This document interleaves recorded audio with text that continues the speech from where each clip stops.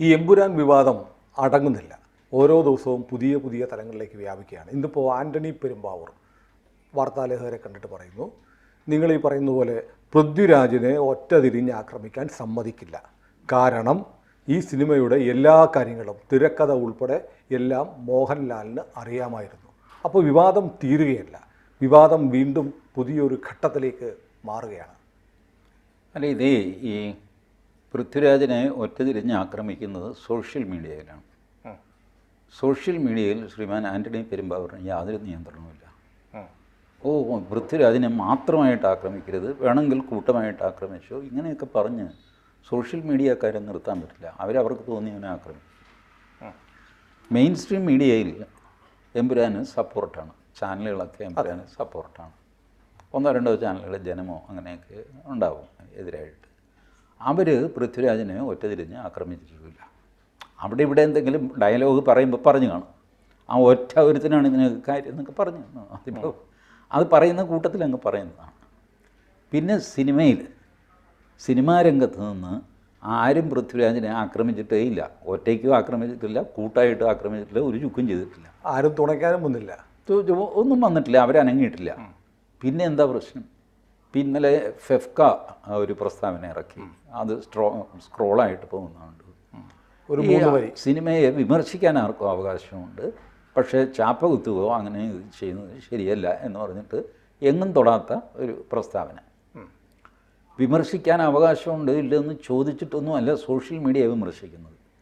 എമ്പുരാൻ്റെ ഒരു പ്രത്യേകത സുനിൽ ശ്രദ്ധിച്ചോ?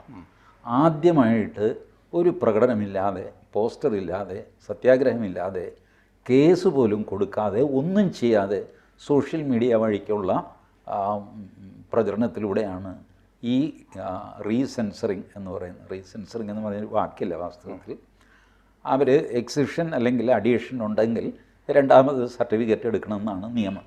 Rule 31 of cinematographic act.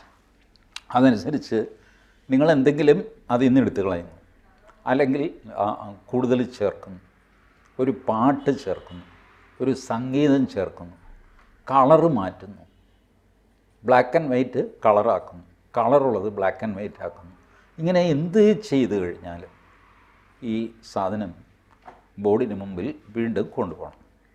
അതിലൊരു ഒഴിവ് പിന്നീട് കൊടുത്തത് ഈ ബാക്ക്ഗ്രൗണ്ട് മ്യൂസിക് ഉണ്ടല്ലോ. ഒരു സിനിമ ഓടുമ്പോൾ ത്രൂ ഔട്ട് ബാക്ക്ഗ്രൗണ്ട് മ്യൂസിക് ഉണ്ടാകും, വളരെ ചുരുക്കം സൈലൻസൊക്കെ ഉണ്ടാവുള്ളൂ. അല്ലെങ്കിൽ സൈലൻസായിട്ട് കാണിച്ചുകൊണ്ടിരുന്നവരാണ് അടൂർ ഗോപാലകൃഷ്ണൻ, അരവിന്ദനൊക്കെ. കൊമേഴ്ഷ്യൽ സിനിമയിൽ അങ്ങനെയൊന്നുമില്ല, എപ്പോഴും ഒരു സംഗീതം ബാക്ക്ഗ്രൗണ്ട് സ്കോർ ഉണ്ട്. അപ്പോൾ ഇത് മാറ്റുകയാണെങ്കിൽ നിങ്ങൾ ഈ ഫുൾ കമ്മിറ്റിയെ കാണിക്കണമെന്നില്ല. ആ റീജിയണൽ ഡയറക്ടറോട് പറഞ്ഞാൽ മതി, സാർ ഞങ്ങൾ ഇന്ന സ്ഥലത്ത് ഇതിൻ്റെ ബാക്ക്ഗ്രൗണ്ട് മ്യൂസിക് ഒന്ന് മാറ്റിയിട്ടുണ്ട്. അങ്ങേര് സാറ്റിസ്ഫൈഡ് ആയിക്കഴിഞ്ഞാൽ ഇറ്റ് ഈസ് ഓക്കെ. ഇതാണ് ആകെ കൊടുത്തിരിക്കുന്നത്. അപ്പോൾ ഇത് ഇവർ റീസെൻസർ ചെയ്തിട്ട് ബോർഡിന് മുമ്പിൽ പോയിട്ട് വീണ്ടും സർട്ടിഫിക്കറ്റ് വാങ്ങിച്ച് കൊണ്ടുവരണം. ഈ അവസ്ഥ എത്തിച്ചത് സോഷ്യൽ മീഡിയയാണ്. സോഷ്യൽ മീഡിയ അല്ല, സോഷ്യൽ മീഡിയയ്ക്ക് പങ്കുണ്ട്. അതിനെ ഇത്രയും ഫോക്കസ്ഡായി അതിനെ മാരകമാക്കിയത് ഓർഗനൈസറാണ്. ഓർഗനൈസർ 3 തവണയോ 4 തവണയോ എഴുതി. 4ാമത്തെ തവണ പറഞ്ഞിരിക്കുന്ന അലിഗേഷൻ ഹിന്ദുക്കളെ മാത്രമല്ല ക്രിസ്ത്യാനിറ്റിയെ ആക്ഷേപിച്ചിരിക്കുന്നു എന്ന് പറയുകയും പൃഥ്വിരാജ് സുകുമാരൻ എന്ന് പറയുന്ന നടൻ ദേശവിരുദ്ധമായി ഇന്ത്യ സർക്കാരിനെതിരെ മുൻകാലങ്ങളിൽ എടുത്തിട്ടുള്ള നിലപാടുകൾ, ലക്ഷദ്വീപ് സമരത്തെ ഉൾപ്പെടെ ചൂണ്ടിക്കാട്ടി ഓർഗനൈസർ വന്നിട്ടുണ്ട്. അപ്പോൾ സോഷ്യൽ മീഡിയ മാത്രം എന്ന് പറയാൻ പാടില്ല. ഓർഗനൈസറിൻ്റെ വെബ്സൈറ്റിൽ വന്നിട്ടുണ്ട്. ആയിക്കോട്ടെ, ഇപ്പം ഞാൻ പറയട്ടെ, പ്രിൻറ്റഡ് ഓർഗനൈസർ നിങ്ങളുടെ കയ്യിൽ കിട്ടാൻ ഇനിയും 4 ദിവസം. അതെ, അതും സോഷ്യൽ മീഡിയയാണ്, മനസ്സിലായി? വെബ്സൈറ്റുകൾ സോഷ്യൽ മീഡിയയിൽപ്പെട്ടതാണ്. അല്ല, സോഷ്യൽ മീഡിയയിലെ ചില ഇൻഡിവിജ്വൽസ് നടത്തുന്നത് പോലെയല്ല പൃഥ്വിരാജിനെ ഫോക്കസ് ചെയ്ത് ഓർഗനൈസർ വരുമ്പോൾ. That is true. കാരണം Organiser is widely believed to be. Then why, എന്തുകൊണ്ട് ഓർഗനൈസറിന് അത് ഫീൽ ചെയ്തു. ഓർഗനൈസറുടെ വിലയിരുത്തൽ അതാണ്, ഓർഗനൈസർ അത് ചെയ്തു. പൃഥ്വിരാജ് സുകുമാരനെ RSSന്റെ മുഖപത്രം എന്ന് വിശ്വസിക്കപ്പെടുന്നു. RSSന്റെ മുഖപത്രം അല്ല RSS ഓർഗനൈസർ കേട്ടോ. It is not so. RSSകാരാണ് അത് നടത്തുന്നത്. സോ ജനറലി RSSന്റെ അഭിപ്രായം എന്ന് പറയാം, ബട്ട് ഒഫീഷ്യൽ അഭിപ്രായം. ഇപ്പോൾ ഈ ആന്റണി പെരുമ്പാവൂർ പറഞ്ഞിരിക്കുന്നത് പൃഥ്വിയെ ഒറ്റ തിരിഞ്ഞാക്രമിക്കാൻ സമ്മതിക്കില്ല എന്ന് പറയുന്നത് ഓർഗനൈസറിനോടും കൂടിയാണ്. ആയിക്കോട്ടെ, അങ്ങേരുടെ സമ്മതം വേണ്ടല്ലോ പൃഥ്വിയെ ആക്രമിക്കാൻ. പൃഥ്വിയെ ആക്രമിച്ച് ഒരു ലേഖനം എഴുതി വെബ്സൈറ്റിൽ കൊടുക്കാനായിട്ട് ആൻ്റണി പെരുമ്പാവൂരിൻ്റെ ഒന്നല്ല ചേട്ടാ, 4 ഇനി ഒരു 4 കൂടി എഴുതിയെന്ന് വെച്ചു. ആൻ്റണി പെരുമ്പാവൂരിന് എന്ത് ചെയ്യാൻ പറ്റും? ഒറ്റ തിരിഞ്ഞ് ആക്രമിക്കാൻ ഞാൻ സമ്മതിക്കില്ല. ഇങ്ങനൊരു സമ്മതം വേണ്ടല്ലോ അവർക്ക്. ഇങ്ങനൊരു സമ്മതം മേടിച്ചിട്ടാണോ ഈ കണ്ട ഫേസ്ബുക്ക് സംഗതിയൊക്കെ വന്നത്? പൃഥ്വിരാജിൻ്റെ ജാതകം RSSന് അറിയില്ല എന്നും മല്ലികയും പറഞ്ഞിട്ടുണ്ട്. പൃഥ്വിരാജിൻ്റെ ജാതകം അറിയില്ല എന്നുള്ളത് സത്യമാണ്. പൃഥ്വിരാജിൻ്റെ ജാതകം അയാളുടെ വീട്ടിലോ അയാളുടെ അമ്മയുടെ അടുത്തോ അല്ല ഇരിക്കുന്നത്. RSSന് എങ്ങനെ അറിയാം? ജാതകം നോക്കിയാണ് സിനിമയെ വിമർശിക്കുന്നത്. അല്ല, ഇപ്പോൾ ഇവർ ഈ ആക്രമണത്തിന് ഇരയായി എന്ന് പറയുന്നവർ ഇപ്പോൾ തിരിച്ച് RSSനെ ആക്രമിക്കുകയാണ്. ആക്രമിച്ചോട്ടെ. RSS ഉണ്ടായ കാലം മുതൽ ആക്രമണം നേരിടുന്ന സംഘടനയാണ് RSS. ആക്രമിച്ചോട്ടെ. എൻ്റെ ഒരു സംശയം കൊണ്ട് ഞാൻ ചോദിക്കട്ടെ, ചേട്ടൻ RSSൻ്റെ ആളാണല്ലോ. എന്തുകൊണ്ടാണ് RSS അല്ലെങ്കിൽ ഓർഗനൈസർ, ചേട്ടൻ പറഞ്ഞ പോലെ RSSൻ്റെ അല്ലെങ്കിൽ കൂടി RSSകാർ നടത്തുന്ന ഓർഗനൈസർ എന്തുകൊണ്ട് പൃഥ്വിരാജിനെ ഫോക്കസ് ചെയ്യുന്നു? അവരുടെ വിലയിരുത്തൽ അങ്ങനെയാണ്. കാരണം ഇതിനകത്ത് സംവിധാനം പൃഥ്വിരാജാണ്. ഒരു സിനിമയുടെ അതിൻ്റെ കണ്ടൻറ്റിൻ്റെ ഉത്തരവാദിത്വം, അതിൻ്റെ നരേറ്റീവ് ബിൽഡപ്പ് ചെയ്യുന്നതിൻ്റെ ഉത്തരവാദിത്വം സംവിധായകനുള്ളതാണ്. നടന് അതിന് പറ്റിയ രീതിയിൽ സംവിധായകൻ പറയുന്ന രീതിയിൽ അഭിനയിച്ച് കൊഴുപ്പിക്കുക ഇതാണ്. ഇവിടെ നടൻ കഥാനായകൻ്റെ പേര് ഖുറൈശി തുറിച്ചു നോക്കുന്നു. ഇതായിരിക്കും സ്ക്രിപ്റ്റിൽ എഴുതിയിരിക്കുന്നത്. ഈ തുറിച്ചു നോട്ടം അത് മനോഹരമാക്കേണ്ടത്, ഗംഭീരമാക്കേണ്ടത് മോഹൻലാലിൻ്റെ ചുമതല. ബട്ട് തുറിച്ചു നോക്കണം എന്ന് തീരുമാനിക്കുന്നത് സംവിധായകനാണ്, ഇൻ കൺസൾട്ടേഷൻ വിത്ത് തിരക്കഥാകൃത്ത് മോഹൻലാൽ നടന്നു പോകുന്നു എന്നെഴുതുന്നു. എങ്ങനെ നടക്കണം, എങ്ങോട്ട് നടക്കണം, എത്ര നടക്കണം, എത്ര അടി വയ്ക്കണം, അതിൻ്റെ സ്പീഡ് എത്രയാണ്, ഇതൊക്കെ തീരുമാനിക്കുന്നത് സംവിധായകനാണ്. ഇത് NN പിള്ളയുടെ നാടകദർപ്പണം എന്ന് പറഞ്ഞൊരു കൃതിയുണ്ട്. അതിൽ ഇതൊക്കെ വിശദമായിട്ട് പറയുന്നുണ്ട്. ഈ ആളുകൾക്ക് പറയാൻ എളുപ്പമാണ്, കഥാനായകൻ നടന്ന് മറയുന്നു. NN പിള്ള പറഞ്ഞു, ഒരിടത്ത് സ്റ്റേജ് ചെറുതായിപ്പോയി, ഈ നടന്ന് മറയാൻ സ്ഥലമില്ല. ഒരടി വയ്ക്കുമ്പോൾ ഇയാൾ പുറകിൽ എത്തിക്കഴിഞ്ഞു. നടന്ന് മറയുക എന്ന് പറഞ്ഞാൽ മെല്ലെ ഇങ്ങനെ മറയണം എന്നാണല്ലോ മനസ്സിൽ. ഇതങ്ങനെ ഇല്ല. ഒരടി വയ്ക്കുമ്പോൾ തന്നെ ഇയാൾ കറക്റ്റിന് പുറകിലായി. നാടകത്തിൻ്റെ പഞ്ച് അത് നഷ്ടപ്പെട്ടു. കാരണം നിരാശനായിട്ട് തലകുനിച്ചാണ് നായകൻ നടന്നു പോകുന്നത്. ഇത് NN പിള്ള പറഞ്ഞു, ഇയാൾ തലയൊന്ന് കുനിച്ചു, ഒരു അടി വെച്ചു, കാണാതെയായി. അപ്പോൾ അതൊരു കോമാളിത്തരമായി. ഇതെല്ലാം നോക്കേണ്ടത് സംവിധായകനാണ്. So whole sole responsibility സംവിധായകൻ്റെയാണ്.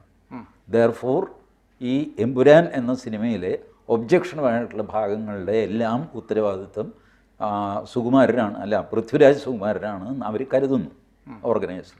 അതുകൊണ്ട് അവർ സിംഗിൾ ഔട്ട് ചെയ്യുന്നു. ഇതാണ് സംഭവം.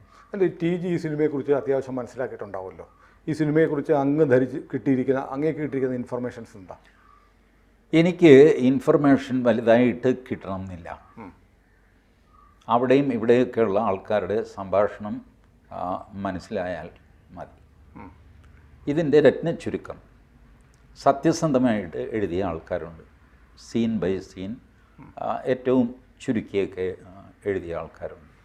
അതിൽ എനിക്ക് വിശ്വാസമുള്ള പലരുമുണ്ട്. അപ്പോൾ ഇതെല്ലാം വെച്ച് നോക്കുമ്പോൾ this is an objectionable film. പ്രധാനപ്പെട്ട കാര്യം, ഗോദ്ര സംഭവത്തിൻ്റെ സത്യാവസ്ഥ കാണിക്കുന്നില്ല. ഇത്രയും സെൻസിറ്റീവായ ഒരു കാര്യത്തിൽ നിങ്ങൾ 2 വശവും കാണിച്ചില്ലെങ്കിൽ അതൊരു പ്രശ്നമല്ലേ? അല്ലെങ്കിൽ ഇല്ലാത്ത പ്രശ്നം ഉണ്ടാക്കലല്ലേ? ഗോദ്ര സംഭവത്തിൻ്റെ ട്രെയിൻ കത്തുന്ന ചില മൊണ്ടാഷ് എന്ന വാക്കാണ് പലരും ഉപയോഗിക്കുന്നത്. മൊണ്ടാഷൊക്കെ കാണിക്കുന്നുണ്ട്, ബട്ട് ഇറ്റ് ഡസൻ കമ്മ്യൂണിക്കേറ്റ്. അതേസമയം അതിനെ തുടർന്നുണ്ടാകുന്ന പ്രശ്നങ്ങൾ, ഹിന്ദുക്കൾ മുസ്ലിങ്ങളെ ആക്രമിക്കുന്ന ദൃശ്യങ്ങൾ, അതൊക്കെ വളരെ ക്ലിയർ ആയിട്ട് പറഞ്ഞിട്ടില്ല. പറയണ്ടല്ലോ. ഇത് എല്ലാ കാര്യമൊന്നും പറയേണ്ട കാര്യമില്ല. ഞാനിപ്പോൾ പറയട്ടെ, അധ്യാപകൻ്റെ കൈവെട്ടിയതിനെ പറ്റി ഞാനൊരു സിനിമ എടുക്കുന്നു. ഏത് അധ്യാപകനെന്ന് പറയണോ? പറയണ്ടല്ലോ. ഇതാണ്. അപ്പോൾ പറയാതെ പറയുന്നതാണ് സിനിമ. പലപ്പോഴും വിഷ്വൽസിലൂടെ ഒരുപാട് കാര്യങ്ങൾ സാധിക്കും സിനിമയിൽ. അപ്പോൾ അത് ചെയ്തു എന്നുള്ളതാണ് ആരോപണം. നമ്പർ 2, ഇവർക്ക് കൊടുത്ത തീവ്രവാദികൾക്ക് കൊടുത്ത ഒരു പ്രാധാന്യം, അവരുടെ പേര് മസൂദ് അസർ, ജീവിച്ചിരിക്കുന്ന 2 തീവ്രവാദ സംഘടനകളുടെ 2 നേതാക്കന്മാരുടെ പേര് ക്ലബ് ചെയ്തുണ്ടാക്കിയ പേരാണ്. അതിലും കടുപ്പപ്പെട്ടതുണ്ടെന്ന് എന്താ, ദൈവപുത്രൻ തെറ്റ് ചെയ്താൽ ദൈവം ഒരു കറുത്ത മാലാഖയെ അയക്കും. ആരെ ഈ കറുത്ത മാലാഖ? ദൈവത്തിൻ്റെ ഓപ്പോസിറ്റ് ക്രിസ്ത്യാനിറ്റിയിൽ ഈ സാധനം നടക്കുന്നത് പള്ളിയിൽ വെച്ചാണ്, തകർന്ന പള്ളി. ഇതെല്ലാം ഒരു സിംബലിസമാണ്. കുരിശ് തകർന്നു വീഴുന്നുണ്ട്. അത് കൂടാതെ ഈ ദൈവപുത്രന് തെറ്റുപറ്റിയാൽ ലൂസിഫർ, ചെകുത്താനെ ദൈവമയക്കും. അപ്പോൾ ചെകുത്താനെ അയക്കുന്ന ഒരു ദൈവത്തെ നിങ്ങൾക്ക് സങ്കല്പിക്കാൻ പറ്റുമോ? ക്രിസ്ത്യാനികൾക്ക് സങ്കല്പിക്കാൻ പറ്റുമോ? ഇല്ല. ഹിന്ദുക്കൾ അതൊക്കെ സങ്കല്പിക്കും. ഹിന്ദുക്കൾ ശിവൻ്റെ ജടയഴിഞ്ഞ് ഭൂതഗണങ്ങൾ ചാടി വരിക എന്നൊക്കെ പറഞ്ഞിട്ട് തല്ലിപ്പൊളികളെ എല്ലാം കൂടെ പുള്ളി ഇറക്കി വിടുത്താൽ പോയി അടിച്ച് നിരത്തിടാൻ അങ്ങനെയൊക്കെ ചെയ്യും. ഹിന്ദുക്കൾക്ക് ഇത് പെർമിറ്റഡാണ്, അവർക്ക് പ്രശ്നമൊന്നുമല്ല. മറ്റത് ഒരു റിജിഡാണല്ലോ, അവരുടെ വിശ്വാസത്തിന് അതിരുകളുണ്ട്. അതിരുകളില്ലാത്ത വിശ്വാസമല്ല, അതിരുകളും ചിട്ടയും സംഗതിയൊക്കെയുള്ള വിശ്വാസമാണ്. അപ്പോൾ ആ വിശ്വാസത്തെയും അപമാനിക്കുന്നു. അപ്പോൾ ഇതൊക്കെ പോരെ?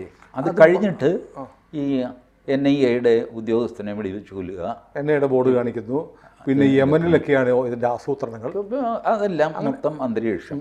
ഇത് കേൾക്കുമ്പോൾ സത്യസന്ധമായിട്ട് ആൾക്കാർ എന്നോട് സംസാരിക്കുന്നു. ഈ സിനിമ കണ്ട് മേജർ രവി അടക്കം, മേജർ രവിയോട് ഞാൻ സംസാരിച്ചു ഒരു കൃത്യമായ ഇത് കിട്ടാനായിട്ട്. അപ്പോൾ അങ്ങനെ പലരോടും ഞാൻ നിർബന്ധമായിട്ട് എനിക്ക് കാണാൻ എന്താ തടസ്സം?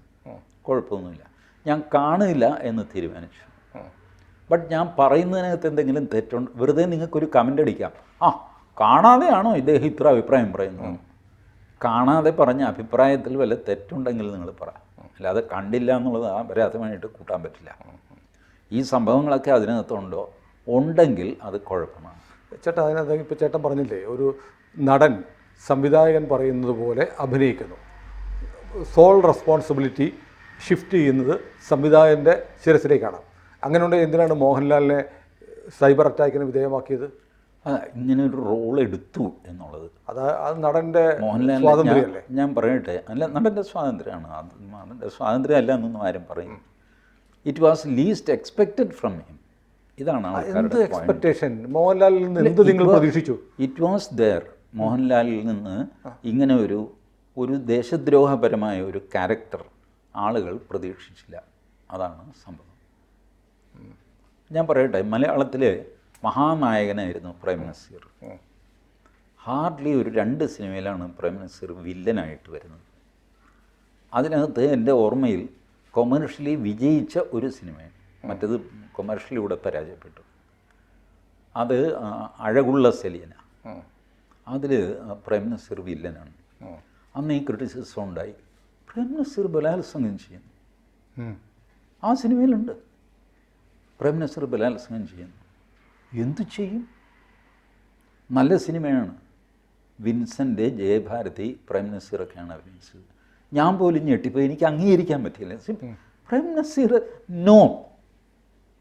പ്രേം നസീറിന് മാക്സിമം ചെയ്യാവുന്നത് ഒരു സിഗരറ്റ് വലിക്കാം, അല്ലെങ്കിൽ കള്ള് ഷാപ്പിലോ അല്ലെങ്കിൽ ബാറിലോ അല്പം വെള്ളം അടിക്കാതെ നിരാശനായിട്ട് വീണടം സാഹചര്യങ്ങളുടെ സമ്മർദ്ദം കൊണ്ട് കാമുകി വിട്ടുപോയി, അങ്ങനെയൊക്കെ ആകുമ്പോൾ വേണമെങ്കിൽ ഒരു ഗ്ലാസ് കള്ളൊക്കെ കുടിച്ച് അല്ലെങ്കിൽ ഒരു സിഗരറ്റൊക്കെ വലിച്ച് നടക്കാം. ഇത് കവിഞ്ഞുള്ള അപരാധമൊന്നും പ്രേം നസീർ ചെയ്യാൻ പാടില്ല, ഞങ്ങൾ പ്രതീക്ഷിക്കുന്നില്ല. അപ്പോൾ മോഹൻലാൽ, യു ടേക്ക് നരസിംഹം, രാവണപ്രഭു, കിരീടം, ചെങ്കോൽ, ഹിസൈനസ് അബ്ദുള്ള, ഇതെല്ലാം എടുത്തു കഴിഞ്ഞാൽ ഹിസൈനസ് അബ്ദുള്ളയിൽ അബ്ദുള്ള എന്നാണ് മോഹൻലാലിൻ്റെ പേര്. ബട്ട് മെസ്സേജ് ഒരു ഹിന്ദു മെസ്സേജാണ്. നമ്പൂതിരിയായിട്ടാണ് അഭിനയിക്കുന്നത്, പേര് അബ്ദുള്ള ആണെന്നുള്ള രഹസ്യമാണല്ലോ. അപ്പോൾ അതിനെ ചൊല്ലി നമ്മളുടെ മാധ്യമം, പത്രം വലിയ പ്രശ്നം ഉണ്ടാക്കിയതാണ്. ഈ 2 പേരെ ചൊല്ലിയും, മമ്മൂട്ടിയെ ചൊല്ലിയും മോഹൻലാലിനെ ചൊല്ലിയും. മോഹൻലാൽ ഉണ്ടാക്കുന്ന ഒരു പ്രോ ഹിന്ദു അന്തരീക്ഷം മോഹൻലാലിൻ്റെ സിനിമകളിൽ, അതിന് രഞ്ജി പണിക്കർ ഇവരൊക്കെ ഈ പറഞ്ഞ പോലെ സംവിധായകരൊക്കെ ഉത്തരവാദികളാണ്. ബട്ട് ഈ മനുഷ്യരുടെ മനസ്സിൽ പതിയുന്നത് മോഹൻലാലിൻ്റെ അഭിനയം, ആ രൂപം ഒക്കെയാണ്. മോഹൻലാലിൻ്റെ എല്ലാ സിനിമകളിലും ശിവൻ്റെ പേരാണ്. ജഗന്നാഥൻ, നീലകണ്ഠൻ്റെ മകനായി കഴിഞ്ഞപ്പോൾ കാർത്തികേയൻ. ദിസ് ഓൾ ഈ ഒരു ഹിന്ദു ഇതിലേക്ക് പോകും. സംഭവം നടക്കുന്നത് വലിയ തറവാട്ടിൽ, ഒന്നുകിൽ പൊളിഞ്ഞ തറവാട്, അല്ലെങ്കിൽ പൊളിയാത്ത തറവാട്, പൊളിയാൻ തുടങ്ങുന്ന തറവാട്. അത് മോഹൻലാൽ തിരിച്ചു പിടിക്കുന്നു. 6-ാം തമ്പുരാൻ ജഗന്നാഥനായിട്ട് വന്നിട്ട് കണിമംഗലം ജഗന്നാഥൻ. പക്ഷേ ഒരൊറ്റ കുന്തമെറിഞ്ഞു കഴിഞ്ഞാൽ അത് ഇതിൽ ആ തൂണിൽ പോയി ഇടിച്ചിട്ടിങ്ങനെ നിന്ന് വിറയ്ക്കും. പക്ഷെ അതുമൊക്കെ ഡയറക്ടറുടെയും തിരക്കഥാകൃത്തിൻ്റെയും കോൺട്രിബ്യൂഷനാണ്, മോഹൻലാലിൻ്റെ അല്ല. കോൺട്രിബ്യൂഷൻ അവരുടെയാണ്. ബട്ട് മനുഷ്യ മനസ്സിൽ പതിയുന്ന ചിത്രം ഏതാ? ഈ മോഹൻലാലിനെയാണ്. ഈ മോഹൻലാൽ ഒരു ലഷ്കർ എ തയ്യബ നേതാവായിട്ട് വന്നു കഴിയുമ്പോൾ ഉണ്ടാകുന്ന ഷോക്കുണ്ടല്ലോ, that is too much. Prem Nazir ബലാത്സംഗം ചെയ്ത കാലത്ത് സോഷ്യൽ മീഡിയ ഉണ്ടായിരുന്നില്ല, അല്ലെങ്കിൽ പ്രേം നസീറിനെ പഞ്ഞിക്കിട്ടതിന് അത്രയ്ക്ക് വലിയ വിമർശനം വന്നതാണ് അതിന്.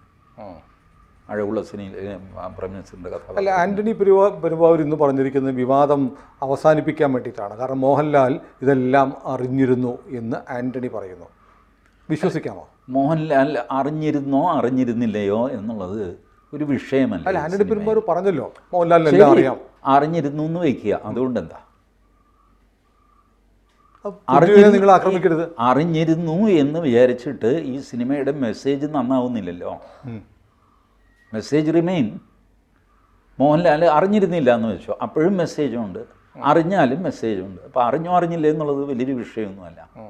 അത് അവരുടെ ഇൻറ്റേർണൽ പ്രശ്നമാണ്. അല്ല, അവരിപ്പോൾ പറയുന്നത് പൃഥ്വിയെ ആക്രമിക്കുന്നു. പൃഥ്വി അവരെ ആക്രമിക്കുന്നത്, പൃഥ്വിയാണ് ഇതിൻ്റെ സംവിധായകൻ. ആ ഒരു കാര്യം വെച്ചാണ്.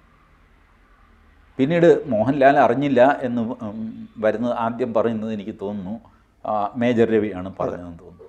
അപ്പോൾ ആ നരേറ്റീവ് ഇപ്പം മോഹൻലാലിനെ ഇഷ്ടപ്പെടുന്ന ആളുകൾക്ക് മോഹൻലാൽ ഈ ചെയ്തത് ഒട്ടും ഇഷ്ടമായില്ല. അപ്പോൾ എന്തെങ്കിലും ഒരു സംശയത്തിൻ്റെ ആനുകൂല്യം മോഹൻലാലിന് കൊടുക്കാൻ പറ്റിയാൽ അവർ കൊടുക്കും. കാരണം അത്രയ്ക്ക് ഇഷ്ടമാണ് മോഹൻലാൽ. അപ്പോഴാണ് ഇത് പറയുന്നത് മോഹൻലാൽ അറിഞ്ഞില്ല. കണ്ടോ, പുളിയെ കൊണ്ടുചെന്ന് ചാടിച്ചതാണ് ഈ മഹാഭാവി എന്ന് പറഞ്ഞിട്ട് മോഹൻലാലിനെ ഒഴിവാക്കി പൃഥ്വിരാജ്. ഇതൊക്കെ മോഹൻലാൽ കൂടി ഉത്തരവാദിയാണെന്ന് സ്ഥാപിക്കുകയല്ലേ ആന്റണി പെരുമ്പാവൂർ? അതേ, ഈ മോഹൻലാലിൻ്റെ ഫേസ്ബുക്ക് പോസ്റ്റിൽ തന്നെ ഉണ്ടല്ലോ, അതിന് ഉത്തരവാദികൾ ഞങ്ങളെല്ലാമാണ് എന്ന് പറയുന്നുണ്ട്. അല്ല, ഞാൻ അറിഞ്ഞില്ല, പൃഥ്വിരാജ് പറ്റിച്ചതാണെന്നൊന്നും മോഹൻലാൽ പറഞ്ഞില്ലല്ലോ. ഇതിപ്പോൾ മോഹൻലാൽ കണ്ടാലും കണ്ടില്ലെങ്കിലും അദ്ദേഹത്തിന് ഉത്തരവാദിത്വമുണ്ട്. അത് അദ്ദേഹം ഏറ്റെടുക്കുകയും ചെയ്തു. അതുകൊണ്ടാണ് ഞാൻ പറഞ്ഞത്, ഈ കണ്ടിരുന്നോ ഇല്ലയോ എന്നുള്ളതൊരു വിവാദ വിഷയമല്ല. മോഹൻലാൽ കണ്ടാലെന്താ, കണ്ടില്ലെങ്കിലെന്താ. പക്ഷെ സത്യത്തിൽ ഇത് കമൻറ്റ് ചെയ്യേണ്ടത് ആന്റണി പെരുമ്പാവൂരോ മോഹൻലാലിൻ്റെ പോസ്റ്റോ അല്ലെങ്കിൽ മല്ലിക സുകുമാരനോ മേജർ രവിയോ അല്ലല്ലോ. പൃഥ്വിരാജിൻ്റെ ഒറ്റ വാക്കിൽ അവസാനിക്കില്ലേ? അവസാനിക്കില്ല. പൃഥ്വിരാജ് ഏത് വാക്ക് പറഞ്ഞാലും അവസാനിക്കില്ല.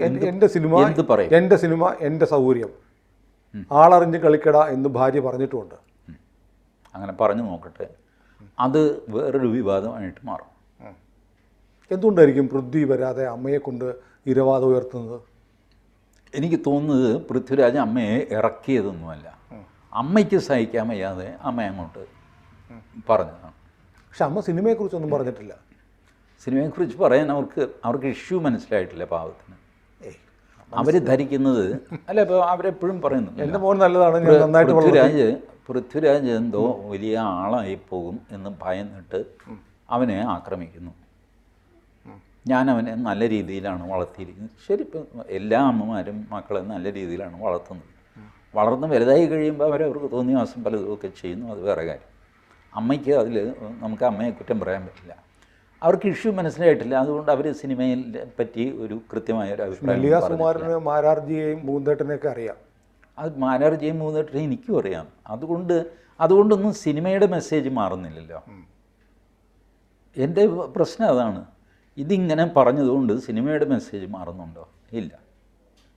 പക്ഷേ ഇപ്പോൾ ഈ ടി ജി പറഞ്ഞ പോലെ ഒരു സമരം ചെയ്യാതെ, ഒരു പ്രക്ഷോഭം നടത്താതെ, ഒരു പോസ്റ്റർ ഒട്ടിക്കാതെ, ഒരു കല്ലെറിയാതെ, ഒരു വഴി തടയാതെ വലിയ വിജയം നേടി. എന്ത് വിജയം നേടിയെന്ന സിനിമ ആസിറ്റി ഇല്ല, വലിയ വിജയം നേടിയെന്ന് ഞാൻ പറയുന്നില്ല. ഇങ്ങനെ ഒരു തിരുത്ത് വരുത്തിക്കാൻ അവർക്ക് സാധിച്ചു. വലിയ വിജയം എന്ന് ഞാൻ പറയില്ല. വലിയ വിജയം എന്ന് പറഞ്ഞു കഴിഞ്ഞാൽ ഈ സിനിമ പിൻവലിക്കുക എന്നുള്ളതാണ്.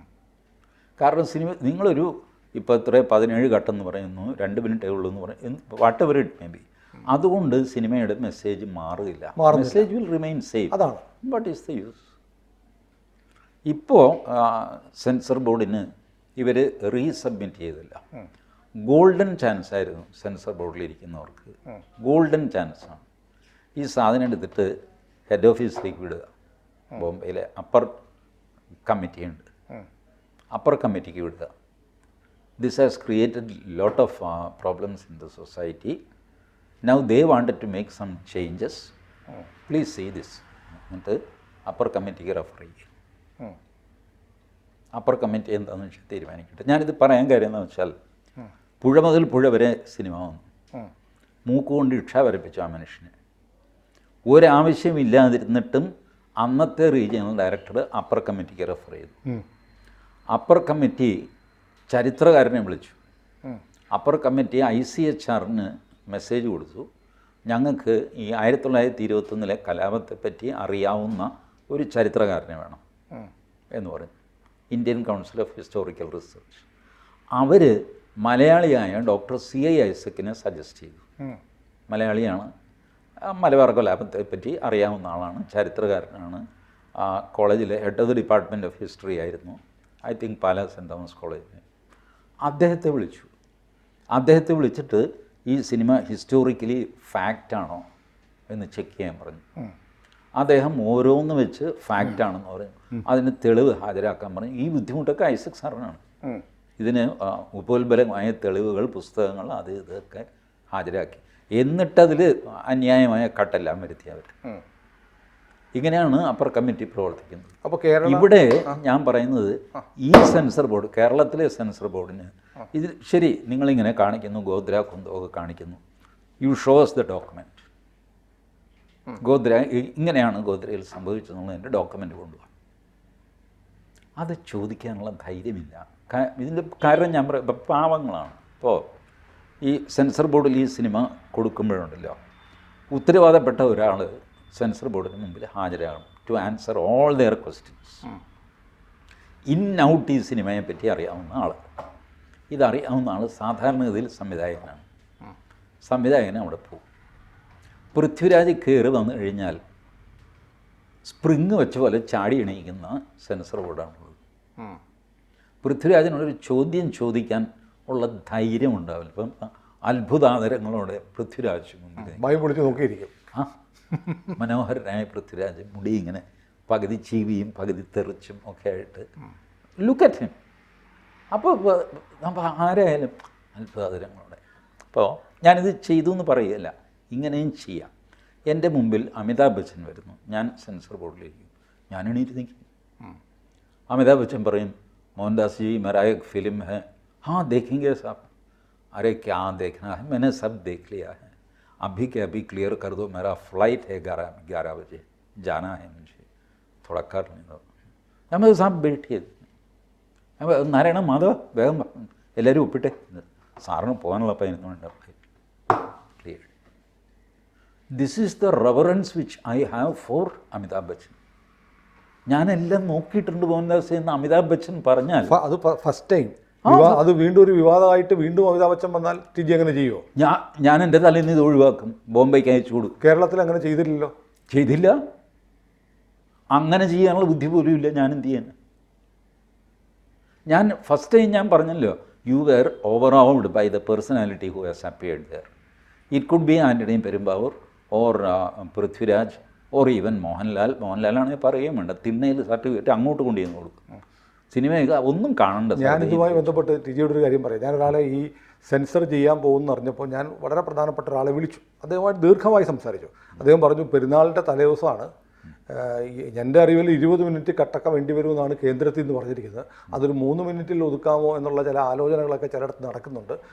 പെരുന്നാളിൻ്റെ തലേന്നുമായിട്ടും നമ്മുടെ സെൻസർ ഓഫീസർ നജീം എന്നോ അങ്ങനെ മറ്റാണ് അദ്ദേഹത്തിൻ്റെ പേര്, മുസ്ലിം പേരാണ്, അദ്ദേഹം അവിടെ വന്ന് കാത്തിരിപ്പുണ്ട്, ആളുകൾ എത്തിയിട്ടില്ല എന്ന് പറഞ്ഞു. It is all illegal. 20 minute വേണമെന്ന് ഏത് കേന്ദ്രം പറഞ്ഞു? കേന്ദ്രം cannot say that. You refer the matter to കേന്ദ്രം. ദെൻ അവർക്ക് 20 മിനിറ്റോ 40 മിനിറ്റോ കട്ട് ചെയ്യുകയോ പിടിക്കുകയോ എന്താണെന്ന് വെച്ചാൽ ചെയ്യാം.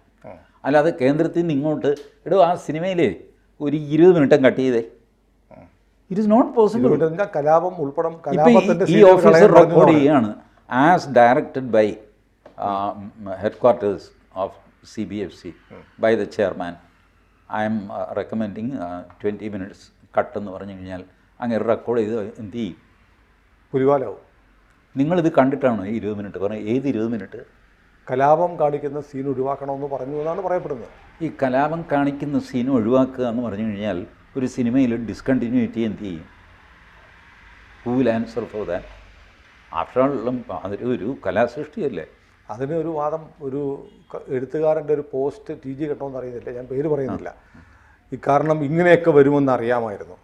അതുകൊണ്ട് മുരളി ഗോപി സമർത്ഥമായിട്ടാണ് ഈ കഥ എഴുതിയിരിക്കുന്നത്. എവിടെ വന്നാലും ഏത് കട്ട് വന്നാലും ഇതിൻ്റെ ഫ്ലോ പോവാതെ ബിൽഡ് ചെയ്ത ഒരു സ്റ്റോറിയാണിത്. It's all impossible. ഇമ്പോസിബിൾ. അതുകൊണ്ട് ചേർത്തങ്ങ് കട്ട് ചെയ്ത് എന്ത് ചെയ്യും?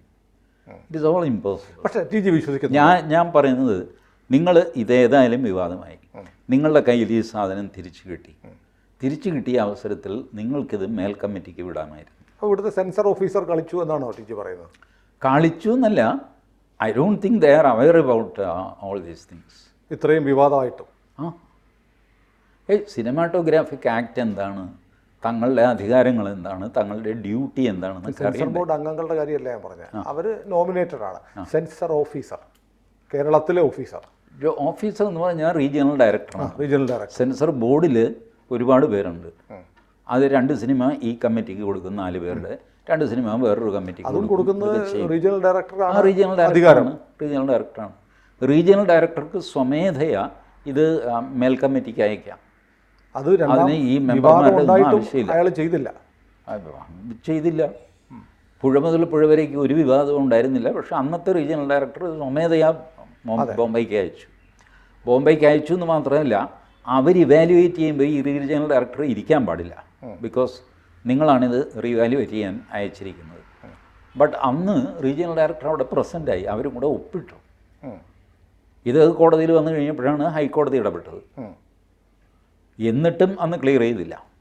പിന്നെ അങ്ങേര് നമ്മുടെ അലി അക്ബർ എന്ന രാമസിംഹൻ, ഞാൻ തിരുവനന്തപുരത്ത് വന്ന് സത്യാഗ്രഹിക്കുമെന്ന് പറഞ്ഞ് ഫേസ്ബുക്ക് പോസ്റ്റ് ഇട്ടു. അപ്പോൾ അവർ പറഞ്ഞു അത് വെബ്സൈറ്റ് വർക്ക് ചെയ്യുന്നില്ല. ഞാനും കയറി നോക്കി, വെബ്സൈറ്റ് വർക്ക് ചെയ്യുന്നുണ്ട്. അലി അക്ബറിൻ്റെ സിനിമയുടെ ആ സ്ലോട്ട് ഉണ്ടല്ലോ, അത് വർക്ക് ചെയ്യുന്നില്ല. What A harassment. എന്നിട്ട് ഈ സാധനത്തിന് ഒരു കുഴപ്പമില്ല, പാസ്. അല്ല, ഞങ്ങൾ കുറച്ചൊക്കെ സ്വമേധയാ മാറ്റിയിട്ടുണ്ട്, പാസ്. ഏതായാലും ആൻഡ് യു ബ്ലെയിം, എനിക്ക് മനസ്സിലാവാത്തതാണ്, the people who are controlling it, they are not controlling it. അതാണ്. എന്നിട്ട് ദേ ബ്ലെയിം, ദേ അല്ല, ദെയർ ഓൺ ബ്രദേഴ്സ്. ആ ബ്രദേഴ്സിൽ ഞാനും പെട്ടുകൊണ്ട്. അതെ. അപ്പോൾ ഇത് എങ്ങനെ അവസാനിക്കും? ഇത് അവസാനിക്കില്ല.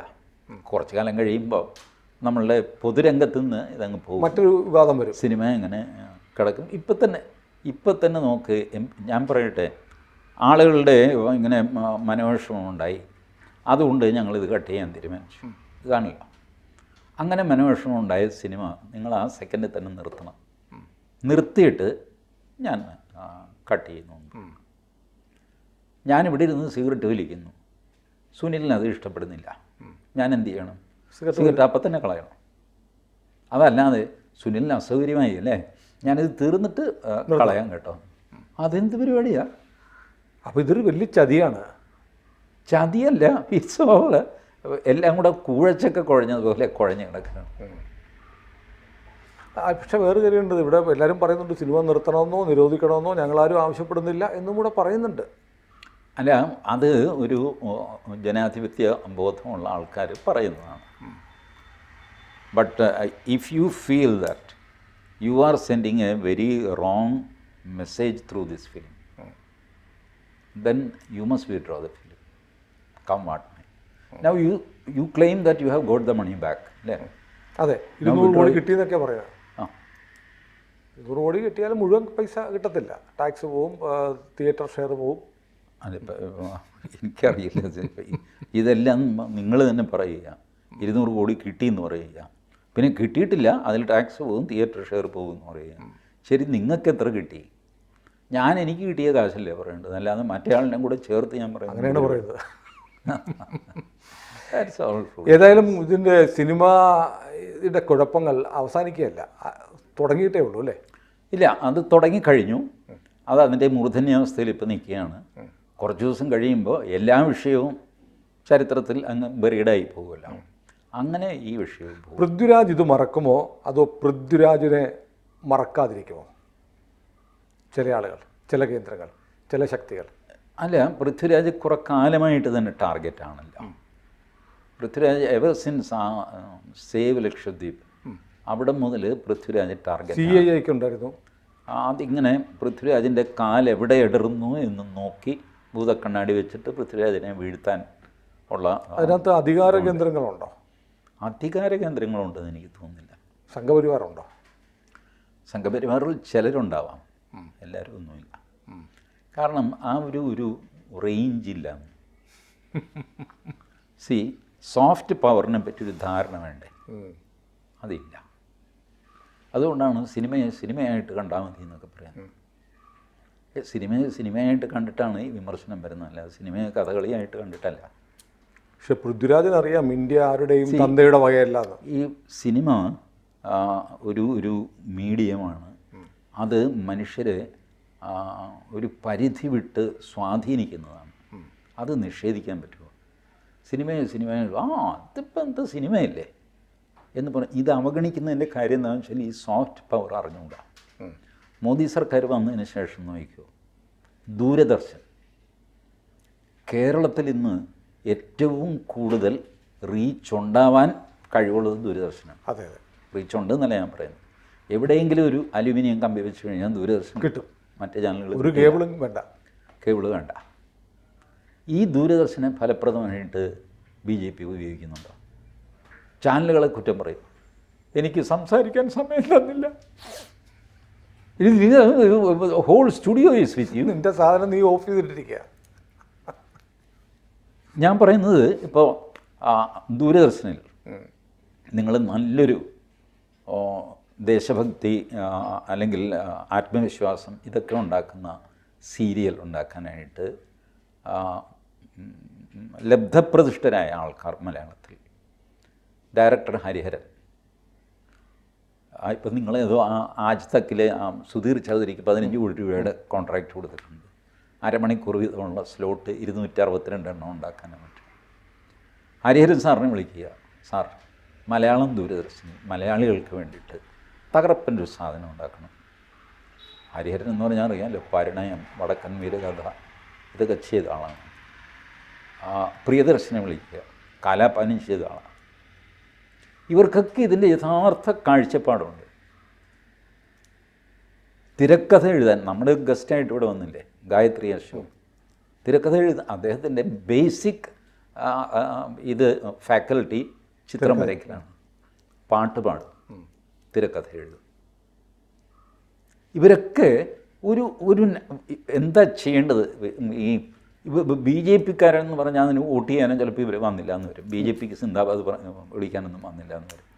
ബട്ട് ഭാരതത്തിന് എന്താണ് ആവശ്യം, നമ്മുടെ സമൂഹത്തിന് എന്താണ് ആവശ്യം, ഇത് നോക്കിയിട്ട് അത് തയ്യാറാക്കാൻ അവർക്ക് പൈസ കൊടുക്കും. ഇഷ്ടം പോലെ പൈസയാണ് ദൂരദർശനിൽ.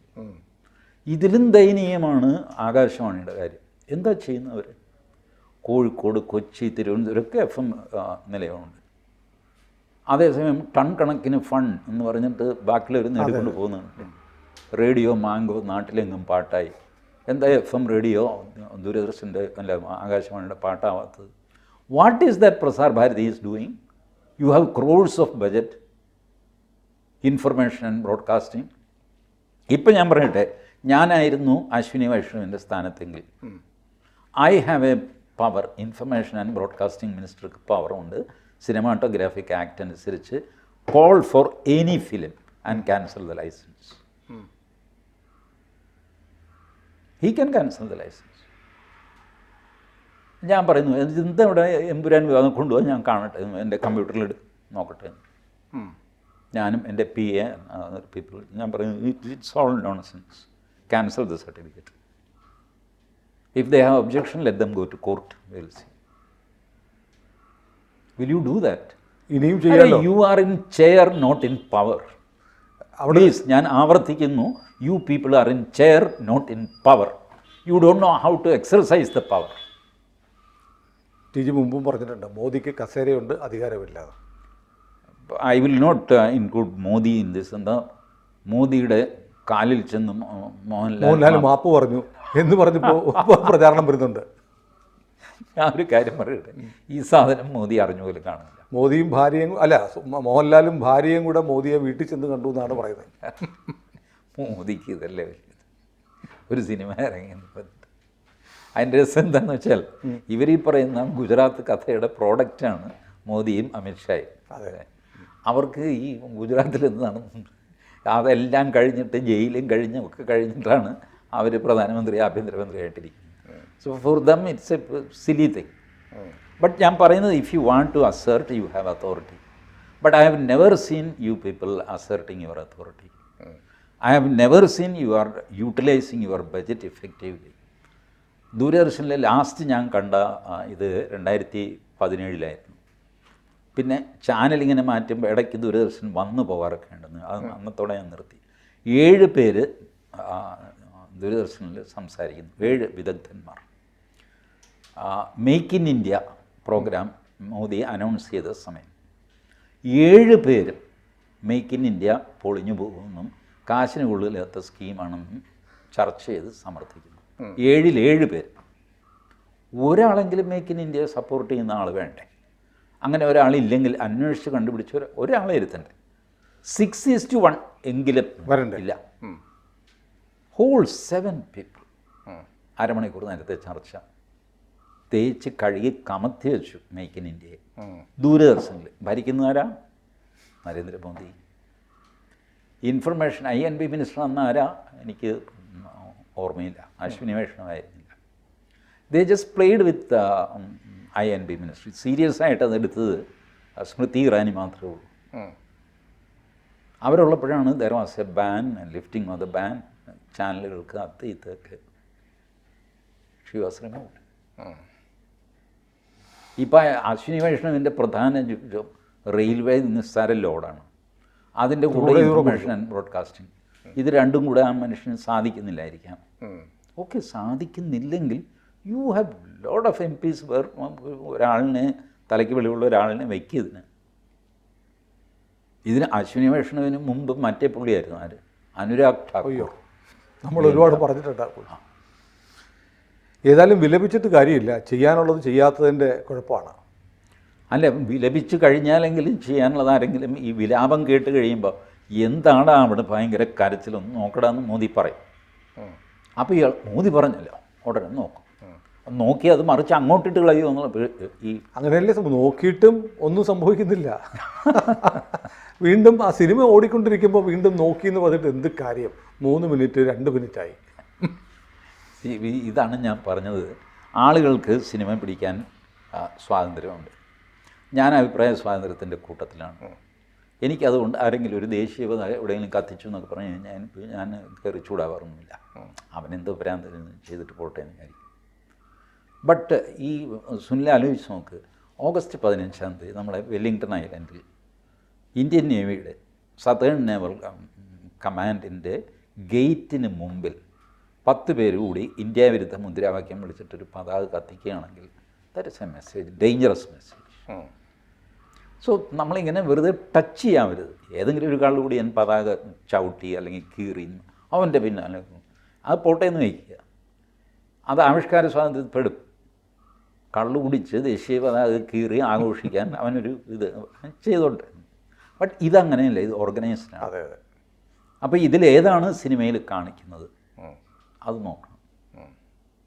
അപ്പോൾ അതുകൊണ്ട് സിനിമയിൽ ഞാൻ പറയുന്നത് വയലൻസ് ആവാം, ബട്ട് അതിഭീകരമായ വയലൻസിനെ പ്രോത്സാഹിപ്പിക്കരുത്. അതിഭീകരമായ വയലൻസും ആവാം, പക്ഷേ അതിനെ പ്രോത്സാഹിപ്പിക്കുക. ആ സീൻ നിങ്ങൾ എങ്ങനെ എടുക്കുന്നു, അതിൽ നിന്നുള്ള മെസ്സേജ് എന്താ? ഇത് ചെയ്യാമെന്നാണോ?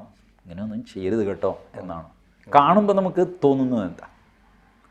ഇതൊക്കെയാണ് സിനിമയുടെ മെസ്സേജ്. സിനിമ മാത്രമല്ല, അത് ജനങ്ങളെ സ്വാധീനിക്കുന്നു.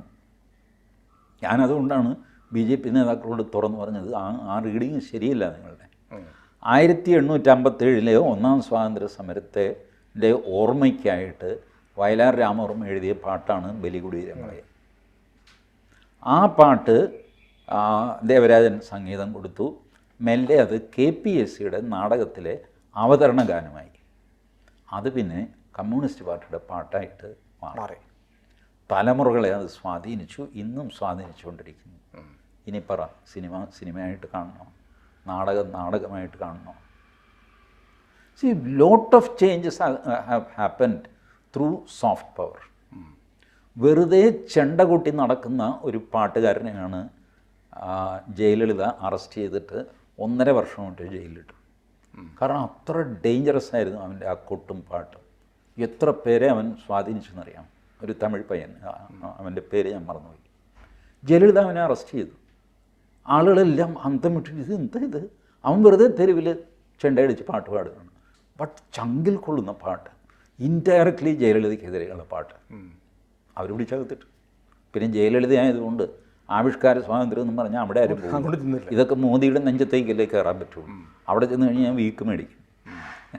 അതുകൊണ്ട് അങ്ങോട്ടാരും പോവില്ല. ഈ സോഫ്റ്റ് പവർ നിങ്ങൾ മനസ്സിലാക്കണം. അത് ആർട്ട് ഇതെല്ലാം കൊണ്ട് സോഫ്റ്റ് പവർ ഉണ്ടാകുന്നുണ്ട്. ഈസ്റ്റ് ഇന്ത്യ കമ്പനിയെ വെല്ലുവിളിക്കാനുള്ള ശക്തി വീരപാണ്ഡ്യ കട്ടബൊമ്മനുണ്ടായത് ശ്യാമാശാസ്ത്രി, ത്യാഗരാജൻ, മുത്തുസ്വാമി ദീക്ഷിതർ ഇവരുടെ കർണാടക സംഗീതത്തിൻ്റെ ശക്തിയാണത്. 10 വർഷത്തിനുള്ളിൽ വീരപാണ്ഡ്യ കട്ടബൊമ്മൻ ഉണ്ടായി വരുന്നു, മരിക്കുന്നു.